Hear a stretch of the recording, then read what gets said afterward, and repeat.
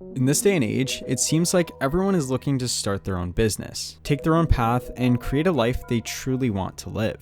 Well, what if you could wake up every morning, work on a project you are passionate about, and know that you are able to pay the bills and raise a family through your hobbies?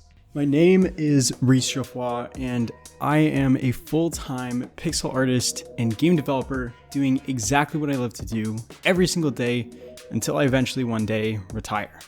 I'm making this video to share the realities of what I have faced in my journey on becoming a full-time developer and how I actually achieve the results I am achieving.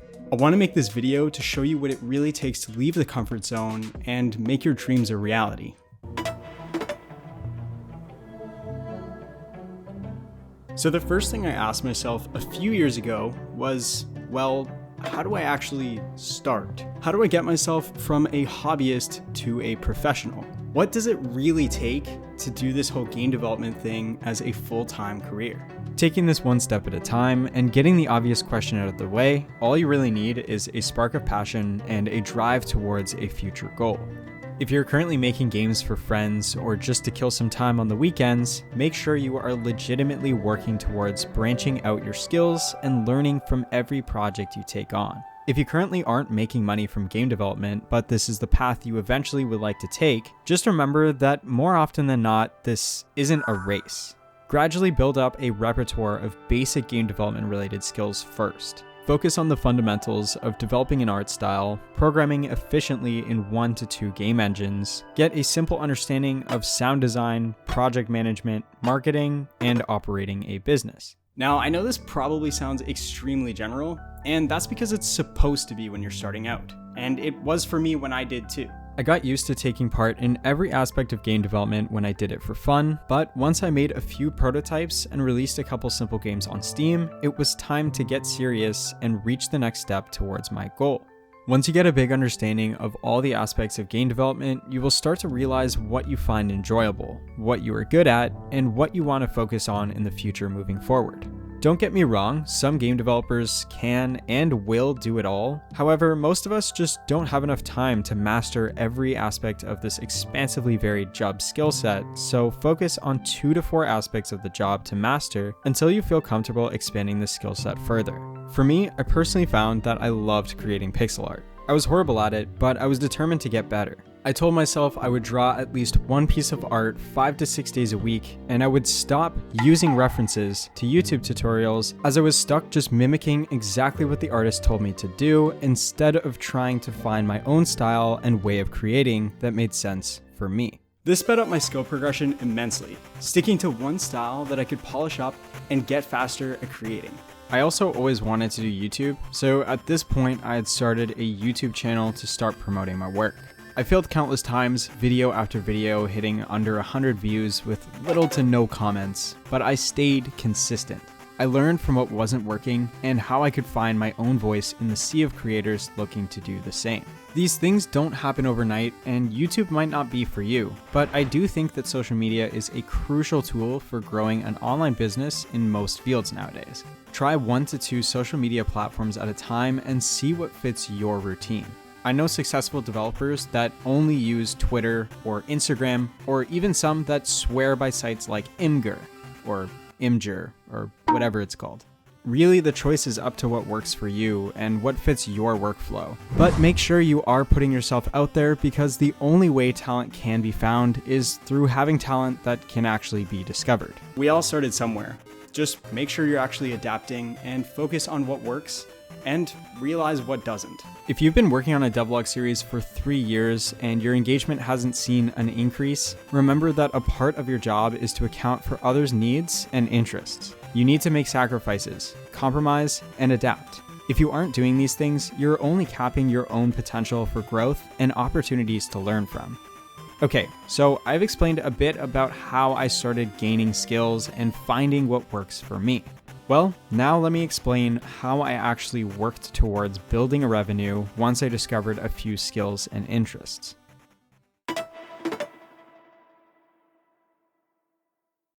If you have watched some of my previous videos, you might have heard me talk about this briefly, but revenue stockpiling is something I live by nowadays and has gotten me to where I am and how I intend to continuously grow and move forward rather than staying stagnant and complacent in my current successes. The idea behind revenue stockpiling is creating small, consistent income opportunities to build towards a foundation that constantly adapts to more valuable uses of your time and energy. Most videos like this go into general advice like try Fiverr or use that music composing skill you learned to start making tracks for other indie devs. While that advice is awesome and still very useful, I'd like to take you through step by step through my exact process of how I built a strong foundation using real examples. I find that using personal experiences can be very beneficial as you can pick up some ideas that sound relevant to your situation and start putting your own goals in motion. We will all have a slightly different path to take, but using references from others can be extremely helpful to lead you in the right direction.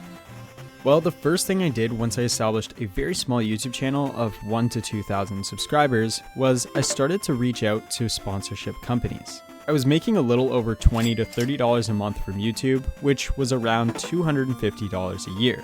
At the time, it was cool to think that for my hobby, I could afford to buy a couple indie games every month to continue inspiring me to grow. It expanded my mind to think that if I were to send out emails for just a couple hours a week every week, I could contact a few dozen companies every single month. Even if I got just 1 out of 50 companies to agree on a small deal, if I did a good job, they could be a potential future sponsor and I could exponentially increase my income from $30 a month to $500 plus. Now, this was nice to think about for the time being, as I was a college student who hadn't really made anything over $8,000 to $10,000 a year at part-time past jobs. However, knowing that I one day want to start a family and have this as my primary income, I knew I needed to find higher paying consistent incomes. My YouTube revenue slowly over time did accumulate to higher and higher numbers, but the next major revenue I started to see was contacting other indie developers for contract work. I spent years dabbling in pixel art, so why not try to offer my skills to developers that might be looking for the skills I already have? This is a big part of my revenue to this day, and as I get more consistent and polish my art skills, I am able to charge higher rates and work for less hours, as I don't need to reinvent the wheel every time I need to draw something new. Freelance work is by far my highest price per hour job to date, starting at a little under $10 an hour to a current rate of a few $100s an hour depending on the project at hand. This is all achieved through honing my skills and creating art at a higher quality to increase my work's value. Also, getting much more efficient at creating my work helps cut down the time spent actually making and developing the art in the first place. The product isn't devalued by my clients, as with work like this, you are getting paid for the product itself, not the time that it takes to create it. Know your value and what you're worth, but again, build from a low starting point to actually build your portfolio and snowball your earnings. We all need to start near the bottom to slowly rise towards our future potential. The biggest problem with this is I don't get freelance work consistent enough to do it 40 hours a week for the next 40 years of my life. So just like all of my other revenues, it is a part-time opportunity that I try my best to acquire when I have the time for it. The next revenue I got into was creating funding projects for my video games. Creating Kickstarters and other crowdfunders is a great way to raise money for your project's expenses and pay back some of that time that you spent working on the game to completion. Just remember that this money probably will get eaten up pretty quick depending on how many team members you have on board and how much you need to spend on your game for things like porting, translation fees, contracting artists, composers, or whatever else you need to make your game as professional as possible. In more recent experiences, I have taken up course creating, which again wouldn't have been possible without building a foundation of skills first, but I am currently working with an amazing company called gamedev.tv, being one of the biggest game development course creators internationally. We've done decently well so far, but this course is now a passive income for me that I can acquire money from for the next 5 to 10 plus years. It's a great new opportunity for me, and it's led to some awesome things, like we were recently in a Humble Bundle and raised more than $70,000 for charity. It feels good to be a part of something bigger than just yourself. You have no idea what kind of opportunities will lend themselves to you once you get the ball rolling, so just be patient and ride the wave once it starts to kick off. I've also dabbled in other incomes like creating and selling some art pieces I created for fun, making gameplay trailers for other developers, selling game keys in bundle sites when I first started out, and even selling my own time and knowledge as professional advice to aspiring developers looking for some one-on-one coaching. Mark, your games are kind of crap, so just make better ones and I think you'll be okay. Oof. Honestly, Reece, that makes a lot of sense, and I can't believe I totally didn't think of that myself. Wow, so original. Thank you. Last but not least, the most recent income added to the financial foundation was signing with a publisher for my upcoming indie game Monster Tribe. That's right, Monster Tribe is officially partnering up with Freedom Games, who are releasing some amazing games later this year. Unfortunately, I cannot disclose the exact amount the company is being paid during development, but partnering up with Freedom Games has helped me lessen the amount of time I need to spend on freelance work, marketing, and other aspects of taking my focus away from developing Monster Tribe. Well, there you have it. That is exactly how I started and how I am currently garnering success for myself. The truth is, you need incomes during development so you aren't banking on selling your indie games to make your full-time income. Think about it. Realistically for me, I would like to make a six-figure salary over the next couple of years to afford a house and start a family without financial worry.